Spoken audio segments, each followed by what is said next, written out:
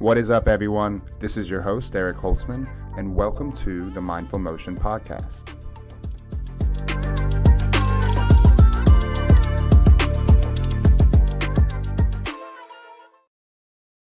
What is up, everybody? Happy Monday. Hope you all had a great weekend. Today, I'm tuning in just for a brief little solo cast because I want to talk to you guys about this process of aging.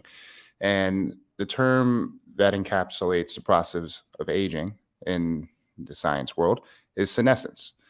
And in a sense, there is a natural decline that we all go through as we get older, and the decline in our physical performance. That's totally normal.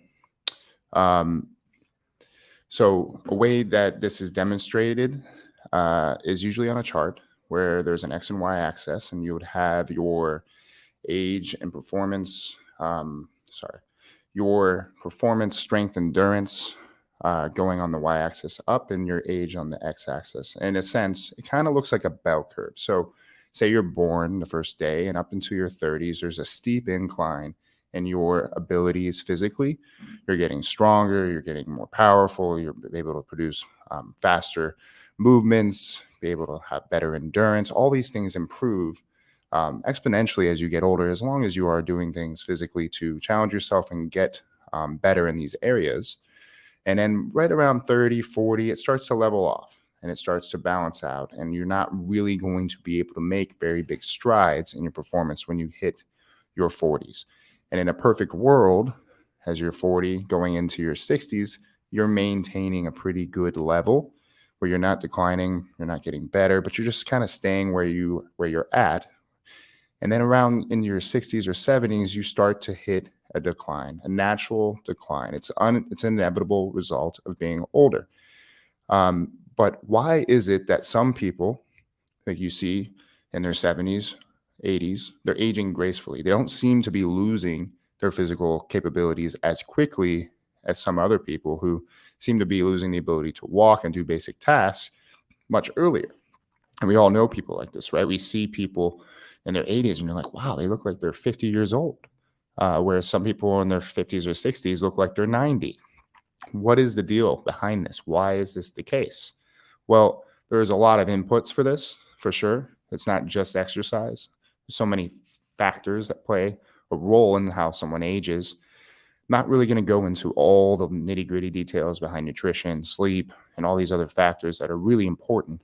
But if we just take a moment to think about the exercise piece, then we can gain a lot of insights on what you could do and how you might think about exercise. Because if we, for example, ignore this process of aging and senescence, and you're in your 60s or 70s, and maybe you're training still, or maybe you want to start exercising, and you go into those workouts or you try to generate an exercise process that looks like the way you trained when you were in your 20s or 30s, that is going to be a problem.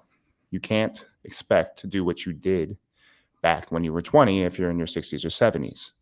We have to evolve our exercise paradigm and our way of training with where we're at in our life at different stages of our life. So certainly, if you acquired a lot of skill and developmentation over the course of your younger part of your life, you build up a reservoir of muscle and abilities, you have a better opportunity when you're older. That's why it's so valuable to get strong at a younger age. However, if you didn't do that, it's not a death sentence. You can make improvements as you get older, but the main thing is your improvements can't be as great as when you were younger. So it's important just to have some realistic expectations as you're getting older, to not anticipate your changes to be enormous. And we have to appreciate this process of aging. So going back to why do some people, when they're 80, look so much better than others? There are factors when it comes to maintaining that optimal decline as we get older. And a lot of that has to do with how you train, how you exercise, or if you don't exercise, that's going to be a big factor as well. So keeping in mind this graph that I mentioned, you got this steep increase in your abilities as you get into your 30s or 40s, and it levels off. And then you hit 70, 80, it starts to decline for everyone. But how steep is that decline? A lot of that will be dependent on things like injury, concept of like allostatic load, like how many stressors do you have in your life and how well are you handling those stressors. If you have a major trauma, you have a surgery, you have chronic diseases, it's going to take that decline and it's going to make it very rapid. You're not going to get this nice clean slope. You're going to have a steep slope. You're going to start to lose function and performance very quickly. And this is where those differences start to really show when someone turns 70 or 80, is because they're not maintaining their function very well, because either they're not exercising or they're exercising in a way that promotes problems, creates injuries, creates inflammation, and actually degrades their performance. So the funny thing is a lot of people who are big exercise advocates end up doing themselves more harm than benefit because they train in such an intense way at an old age. It's not appropriate for where they are in their life. And this is the idea of evolving your exercise as you get older. You need to learn that there's going to be a different level of intensity when you get older. And you might need to focus on training in different ways, because we all lose function or adapt in unique ways as we get older, which means that we might need different exercise solutions to accommodate those adaptations that aren't favorable to help us maintain the function that we want as we get older. So if you're still stuck on the idea of just getting, jacked and buff, then you might be missing pieces that are really valuable for things like walking, picking your kids up, going for a hike, things like that, things that you enjoy that might require more nuanced, strategic approaches with your exercise. So if you've ever been injured, if you have had traumas to your body, if you have had surgeries, if you have chronic disease states, understanding what those can do to the materials of your body and how they might alter your function is a valuable thing. So if you sprain your ankle a few times growing up and you keep repetitively straining it or spraining it, and you've never done anything for that, that could create a lot of issues throughout your system. And as you get into your 70s and 80s, now it's a real big problem. So understanding your injury history and knowing how you might need to address some of that stuff can be a way to think about it. Understanding how much stress is in your life and knowing that if I have financial stressors, relational stressors, work stressors in my 60s or 70s, and I'm trying to improve physically, we have to consider those and modify the exercise intensity so that we're not pushing someone or pushing yourself down a rabbit hole that makes yourself worse. So we have to be aware of where we're at, what age we are, our level of expertise and exercise, how much we've done, what we're used to. So we have to consider all these unique variables and start to design exercise based on you. And if you're in your 70s and you've never worked out and you have a lot of things going on, you have a great opportunity. What I mean by a lot of things going on is, maybe you have back pain, you have an ankle injury, you have migraines, you have all these little things that give us insights to how healthy you are. Taking considerations into those things and then building your exercise in a way that doesn't trigger more problems is going to be important.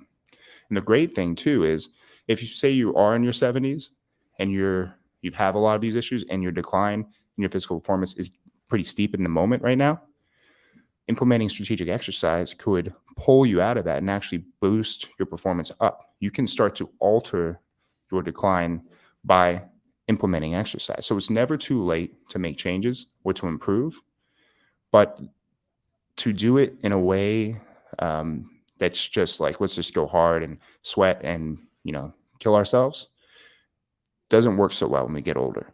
And older might be your 30s. For me, it's already kind of in that place because of all the injuries that I've acquired over my life. The best method you can determine whether exercise is helping or not is kind of just doing a check-in. Like, how do I feel? Can I do basic tasks easily? Am I getting stronger? Do I feel confident? If you are feeling like you're going the right direction and you're not having lots of episodes of small injuries and disrupted sleep and so on and so forth, then you can feel somewhat confident that you're going the right direction. But if you have a lot of what you call like really intense sorenesses, or you kind of throw your back out every couple months, or you're always tweaking your joints, or your performance in your day-to-day life is not doesn't feel optimal, you don't feel right in your body, those are all signals that maybe what you're doing isn't working, or maybe the absence of not doing anything physical is a problem. So it is going to be dependent on a lot of these factors. But I do think it's useful to understand that when we exercise and we get older, our exercise needs to evolve with our age. We need to consider how we're responding and tolerating what we're putting, or what type of stressors we're putting on our bodies within our exercise, and check in with how you're doing and check in with where you're going with regards to your goals, and start to maybe have a different picture of what realistic expectations are for your goals. If you are 60 or 70 and you want to get leaner and you want to lift heavier, those are fine goals to have. But I think when you get to an age like that and we're starting to get into our senior years, I think most people have practical goals. You just want to be able to walk, want to go to the grocery store, drive, be self-sufficient. At the end of the day, exercise should be something that helps you be independent into your 90s, where you don't need assisted living. You can do all the things you want to do. And sometimes it's really keen to have these perfectly clear goals for what you want when you're 90, and then figuring out what is it going to take to get there. Because it is not, being able to just do basic activities sounds simple, but it ain't so simple when you're 90. And so how you're feeling now is a great indicator with how well you're going to age.